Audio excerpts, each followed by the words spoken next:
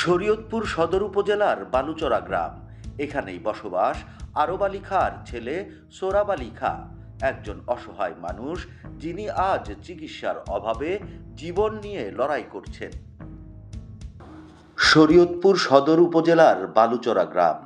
এখানেই বসবাস আরব আলী খাঁর ছেলে সোহরাব আলী খাঁ, একজন অসহায় মানুষ যিনি আজ চিকিৎসার অভাবে জীবন নিয়ে লড়াই করছেন। কিন্তু চিকিৎসা শুরু করতেই প্রয়োজন ৭০ থেকে ৮০ হাজার টাকা।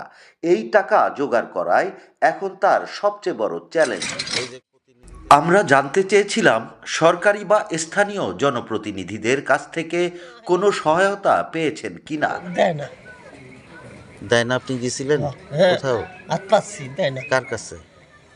এই কোথায় নেতা গেছে? করতেছে, নেতার কাছে যাইতে গেছে, হাত পাচ্ছি দেয় না। ওকে আমাকে এই কাজ কাম নাই, আমরা করতেন দিন অন্য চেষ্টা করো যাইয়া, বউ আনে ঘুরিয়েছি, অন্য চেষ্টা করো, আমরা আমার কাজ নেই কম নাই, আমরা করতেন দিন। আর চেয়ারম্যান মেম্বার তো ঠাড়া ফুরে মরে গেছে, নাই বানায় নাই, ওখানে ফিরিয়া ভোট হইলে বলে নতুন। একজন অসহায় মানুষের এই বক্তব্য শুধু তার ব্যক্তিগত কষ্টের কথা নয়, বরং সমাজের দায়িত্বশীলদের ভূমিকা নিয়েও প্রশ্ন তুলে দেয়।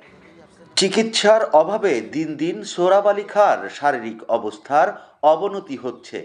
সময় মতো সহায়তা না পেলে তার ভবিষ্যৎ আরও অনিশ্চিত হয়ে পড়বে। এখন তার একটাই প্রত্যাশা, মানবিক সহায়তা আর চিকিৎসার সুযোগ।